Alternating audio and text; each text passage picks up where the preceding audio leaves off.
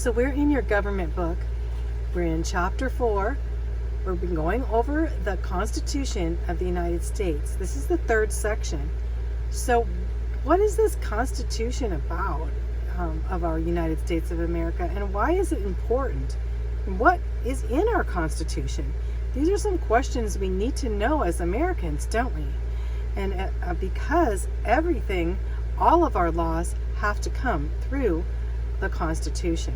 You know, I've had certain people say, well, the Constitution is really not that important and biblical. The Constitution's foundation, and our founding fathers presented our Constitution in order to keep rule and order as a government, which was actually in the Bible.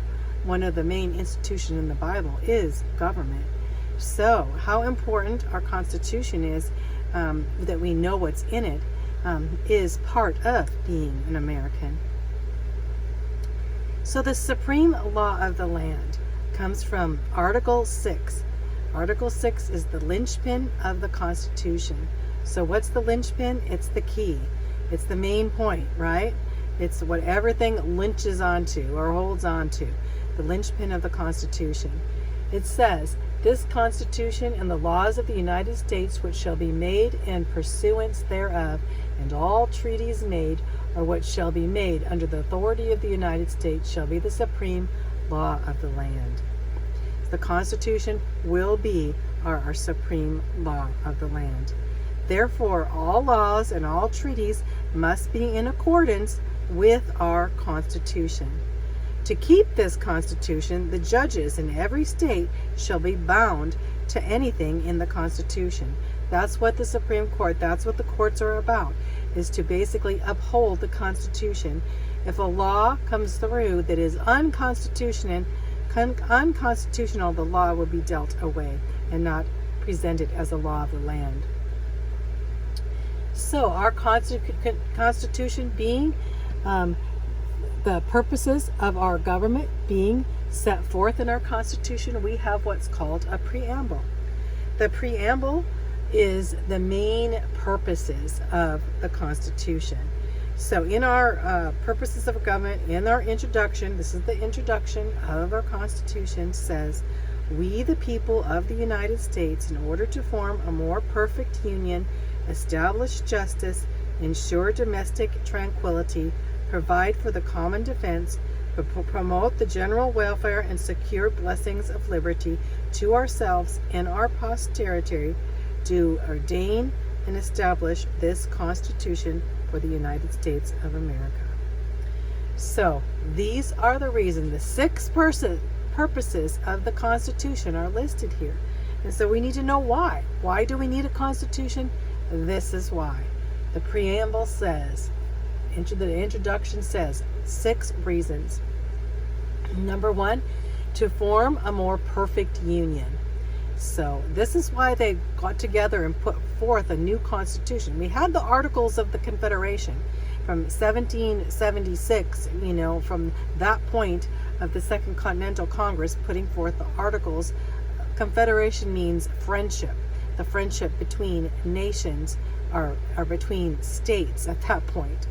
So the Articles of the Confederation are the articles that were holding the states together, but the states had the main right.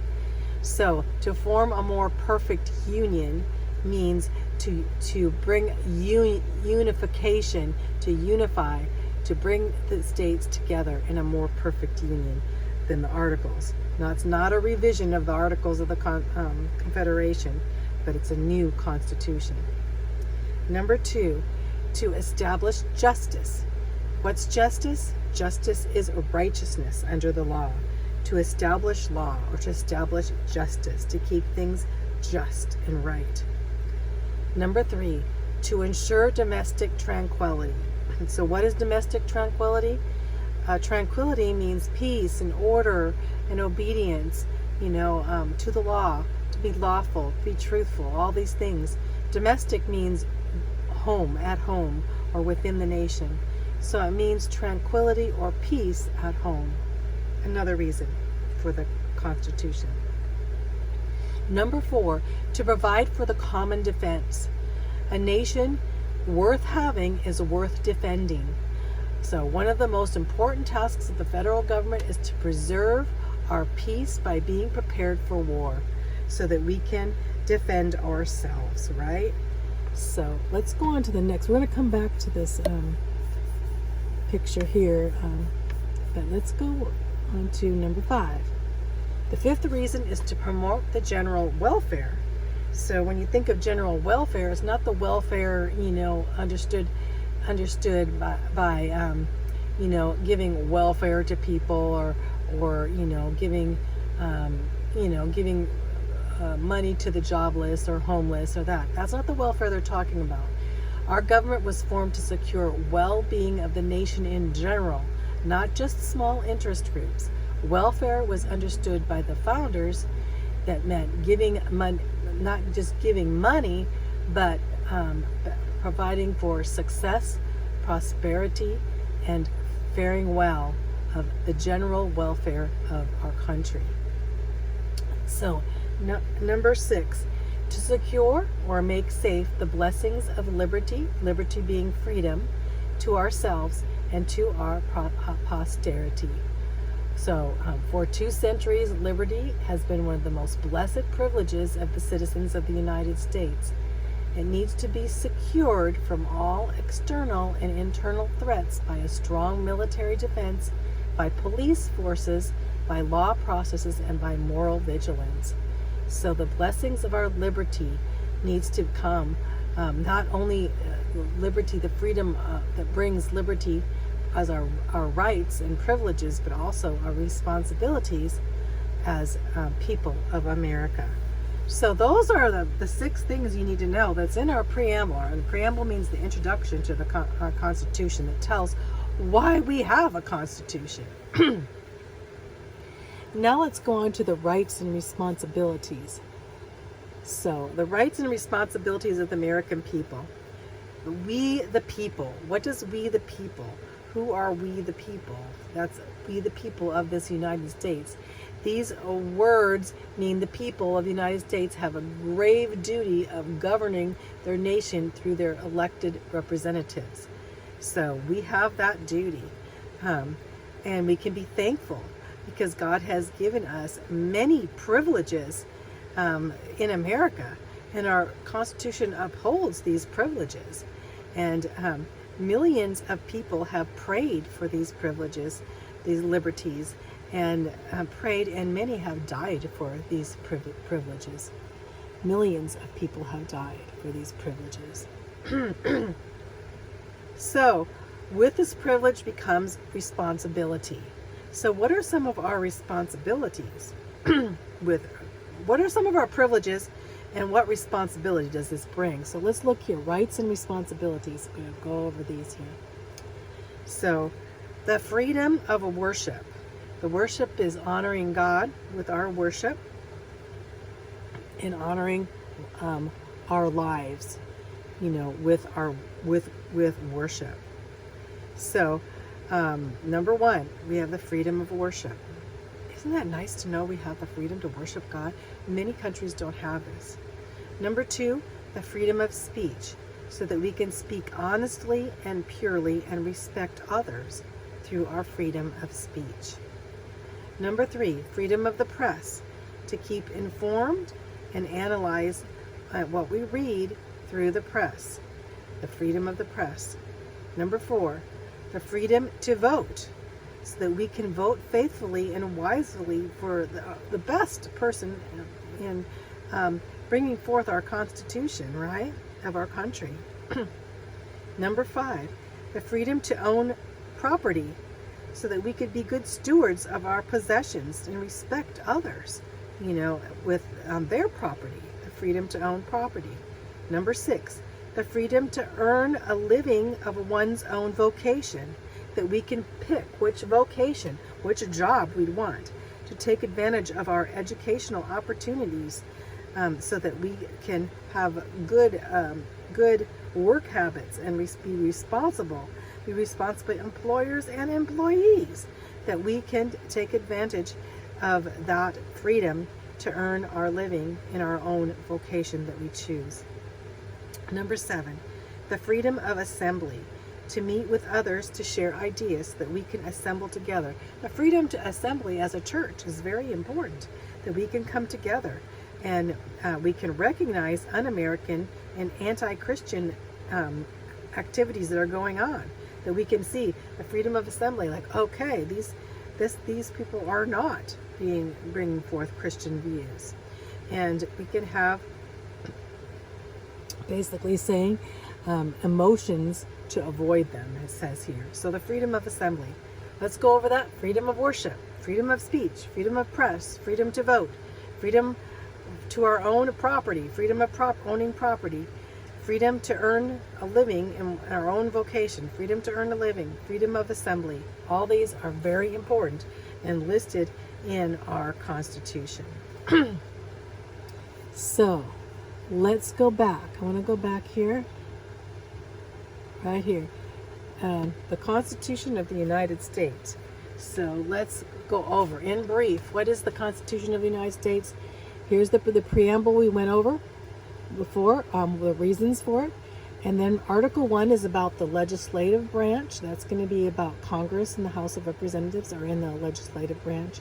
Article 2 is the executive branch. That's our president and his cabinet. You know, those secretaries of state and such. They're all in the executive branch. The legislative branch makes the laws. The executive branch carries out the laws. And then Article 3 goes over our judicial branch, and that's the branch that we have of all of our judges in our courts, right? Especially this going from the Supreme Court of the United States. And basically the judicial branch will tell us if a law is constitutional or unconstitutional. All laws have to fit our Constitution. So Article 4 is relations of the states to each other. So basically, relations of the states to each other important. How states can be interstate and how the Constitution applies here. Article 5 is the amending process of how to amend the Constitution. We have amendments. We have the Bill of Rights and amendments to the Constitution. How do we change things? Article 6 is our general provisions of the Constitution. Article 7, ratification of the Constitution, when the Constitution was ratified. So here we have listed here the amendments to the Constitution. The first 10 amendments were right in the beginning in 1791. They were our Bill of Rights. So how important? So amendments 1 through 10 are a Bill of Rights. Amendment 11 goes on to guidelines for lawsuits against states. Amendment 12 is the separation of ballots for president and the vice president, have separate ballots then. Amendment 13, 14, and 15 all have to do with the Civil War. They're the abolition or the abolishing of slavery in 1865, giving citizenship to Black Americans, and Amendment 15, suffrage or voting for Black Americans. So those three. 16 is the income tax in 1913. Amendment 17 is the popular election of senators. So how senators should be elected and not just chose by the states, but they had to be elected. Amendment 18 is national prohibition of alcohol, that alcohol was prohibited. Now 18 and 21 go together, because 21 is the repeal of 18. So now we have alcohol, right? Those two. Amendment 19 is the votes for women, suffrage so women can vote. Amendment 20 is the abolition of the, or abolishing of the lame duck sessions in Congress. So when they had Congress, when they became, well, president would become president, they wouldn't be able to take presidency really until like March because of that period, and they got rid of that period of time. So Amendment 22 is the limited, president limited to 2 terms. President FDR, Franklin Roosevelt, served 4 terms, and they thought, we can't do that, you know. So, you know, they only could have 2 terms. President Obama probably was wanting to have another term, could only have 2 terms, you know. So Amendment 23 is the presidential electors for the District of Columbia. They could have electors in D.C., Washington, D.C. Amendment 24 is the abolition of the poll tax as a requirement for voting. Um, in federal, they didn't have to have a poll tax. Amendment 25 is a orderly transfer of power when a president becomes disabled. This is kind of important right now because we have a president, President Biden, who may be considered disabled in a way as having dementia. So Amendment 25 is very important. So what happens to a president when a president is disabled and cannot be president? Amendment 26 is the voting rights to citizens. They're 18. Before, you couldn't vote unless you were 21 years old. And so now, through the Amendment 26, the 18-year-old can vote for president or vote, for representatives. They're able to vote. Amendment 27 is the congressional pay of 1992. So the limits of congressional pay. So these are our only amendments over these last few hundred years. So it started with the first 10 amendments being our Bill of Rights, and we're going to go over those on to from Amendment 11 all the way to the 27th Amendment of the Constitution. Okay, now we're going to talk about the separate powers of the three branches of government. So we have these are listed, like we said, in the Constitution. So we have three branches of government. We have the legislative branch, the executive branch, and the judicial branch. So what does the legislative branch do? It makes our laws, imposes taxes, appropriates money, and approves treaties and appointments. Mainly makes laws, but it also has the right to tax, especially under the House. And it consists of two houses. Bicameral means two houses. We have the Senate, the upper house, which is 2 members from each state. So there are 100 senators today because we have 50 states, right? And the House of Representatives is the lower house, and it's based on the state population. The present number now, because the population changes, but the present number now is 435, and that number is now situated constant at that number. So we have 435 congressmen or congresswomen in the House of Representatives. So on to the executive branch. What's the executive branch? Well, it enforces the laws. Congress makes the laws. Executive branch would enforce the laws. It all basically, executive branch also makes appointments and commands the armed forces. So, and has the power to veto. So, who is in the executive branch?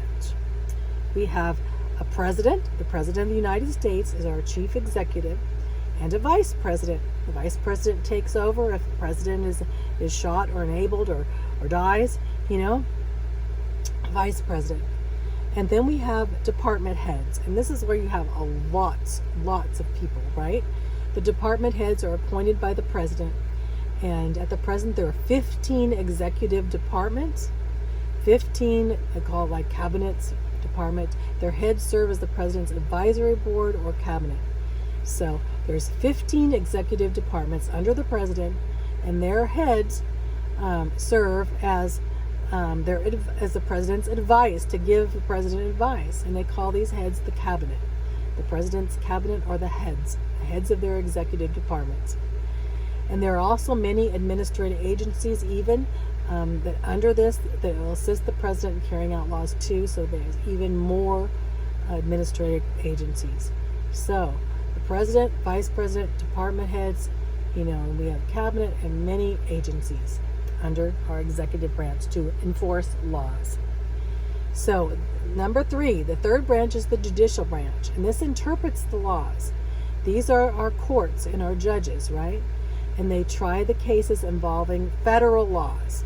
Federal laws, at that point, we have the Supreme Court made up of 9 justices. 1 serves as the Chief Justice. They're appointed for life. The justices are appointed by the President and approved by the Senate to appoint these Supreme Court. So very influential positions in our courts as for our Chief Justice and our justices. And also the lower courts, the federal courts, come 13 courts of appeals, 89 district courts within each of our states come under the Supreme Court. And so we have a lot of federal courts underneath the Supreme Court. 13 courts of appeals and 89 district courts within the 50 states. So we have all of them enforcing laws. So this is great. Go back to this. This is very brief, but it shows exactly what is in our Constitution and what regulates this, basically the outline or the structure of our government. It's so important that you have these checks and balances in our government.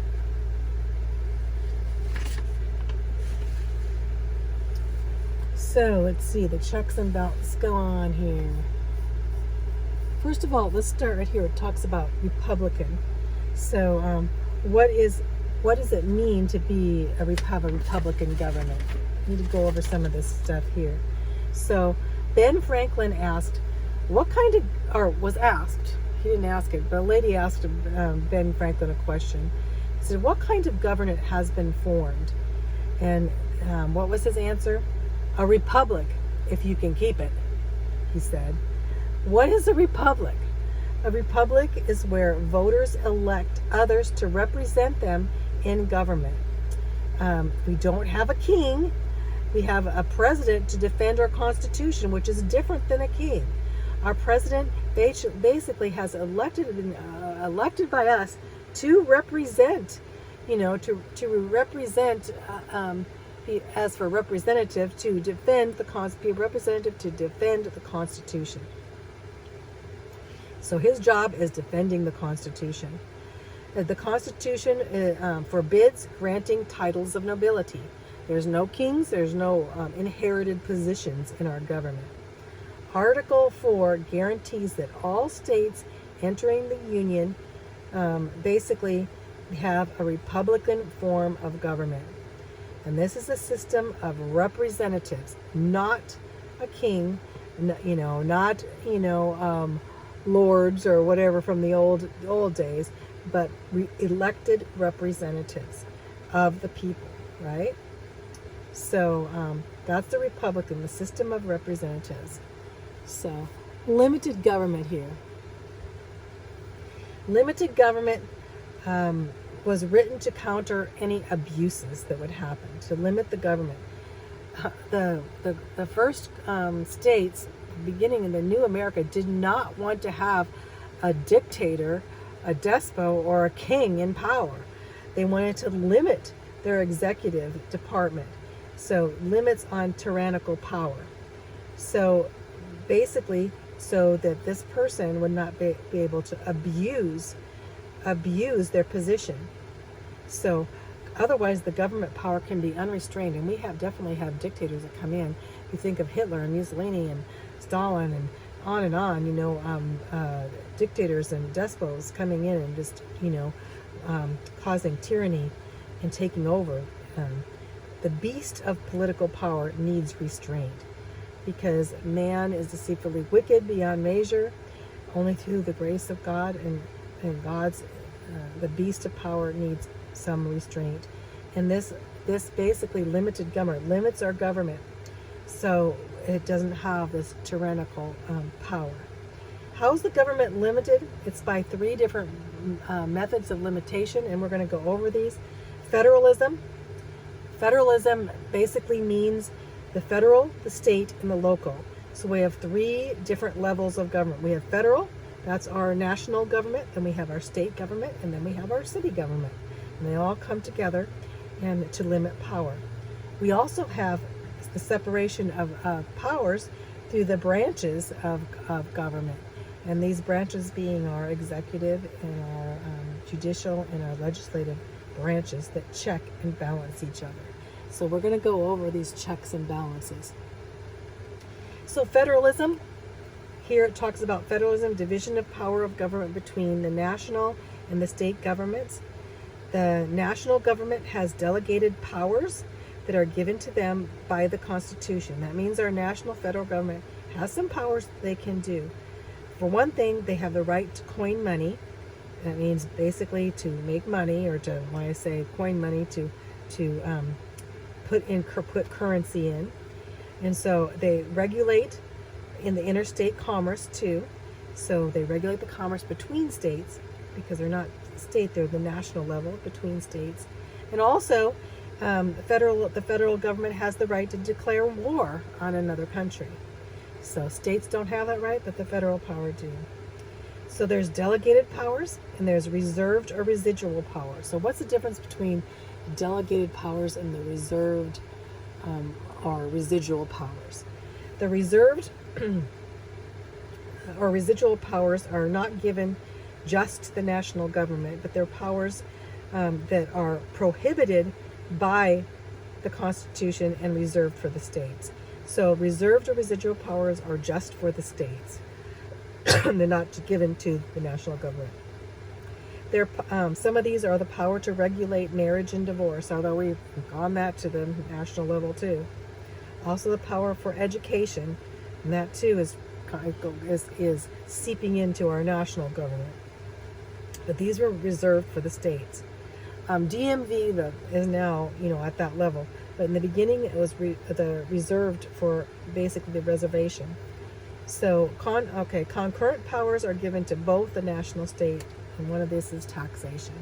Okay, just think, delegated powers are given just the national government. Reserved or residual powers come down to the states, and then concurrent powers are given to both the national, state, and federal government both. So.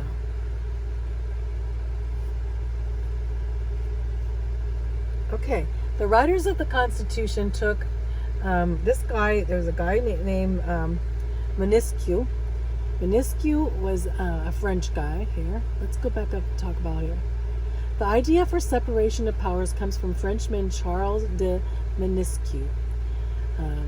Montesquieu lived 1689 to 1755. This is prior to the time when we became a nation. He wasn't alive in 1776. So, in his book, The Spirit of Laws, Montesquieu said that the greatest enemy to liberty is tyranny, and that tyranny occurs when any single political group controls all power. Therefore, he reasoned that if political powers were divided among separate institutions, such a division would limit the chance of tyranny. So basically, we need to limit the powers, and we can do this by putting in these branches of government. So the writers of the Constitution took Montesquieu's idea and made provision for these three branches of government. And these three branches of government, which I just went over, are the legislative branch, which makes the laws, the executive branch, which carries them out, and the judicial branch, which interprets the law. I like this part. It says, it is noteworthy that these distinct roles pertaining to the law are reflected in God's relationship to his people. In Isaiah 33:22, it says, for the Lord is our judge. That means judicial. He's our judge. The Lord is our lawgiver, legislative. He gives laws. And the Lord is our king, our executive. So those three things are in the Bible. In fact, it's what God is to us. And as king, he will save us, it says. And Jesus is going to save us, right? So, on to the checks and balances. So let's talk about the checks and balances. I have just a little bit more time, so let's talk about these. So Montesquieu also advocated a system of checks and balances to minimize the chance of tyranny, like he said before. By what checks and balances we mean a system whereby each branch of the government exercises a measure of control over the other branches. It checks the other branches, right? In effort to balance the power between the national government. So it's a way of balancing power and checking on each other. So this is again to minimize tyranny from happening. So how do these happen? What are the checks and balances here? So here's some pictures of the checks and balances. I'm going to go over some of these things here. But checks and balances, major features of checks and balances. So basically, right here, the president may veto the legislation and call special sessions, recommended legislation to appeal to the people. So the president may veto. So, and on to the legislative branch, the Congress creates agencies and programs and appropriates funds that may override a veto and may remove the president through impeachment, may impeach. Senate approves treaties and presidential appointments too. So we have and Congress also creates the lower courts and may remove judges through impeachment. So it regulates the courts too. And the Senate approves appointments of judges. The courts may declare any acts of Congress to be unconstitutional. So it checks the Congress. The president appoints the federal judges. So the president has the job of appointing the Supreme Court judges that are there. So that is a check on the judicial branch. But the judges are appointed for life and are free from executive control, and courts may declare executive actions to be unconstitutional. So see how they're checking. The president, the Congress, and the Supreme Court are checking each other there. So the president again, he checks Congress by calling special sessions of Congress, by recommending legislation, by vetoing. The president checks Congress, keeps them in check. And Congress checks president by overriding his veto by 2/3. They can override his veto, by impeaching a president, or by reorganizing the executive department, right? So Congress has power in doing that. And so the Senate may refuse to appoint treaties and confirm appointments of the president. So the Congress checks the president. The president checks the Supreme Court by nominating judges, by granting pardons or reprieves for federal officers. So, and the Supreme Court checks the president by declaring actions of the president unconstitutional. The Supreme Court checks the Congress by declaring laws unconstitutional. So Congress checks the Supreme Court by passing laws that somewhat are altered, and also by impeaching or convicting judges, or increasing or decreasing the number of judges, those kind of things, Congress. So all these are checks and balances. So let's go up here. We're talking about the checks and balances. Let's go on to the next page. You might want to start, let's see.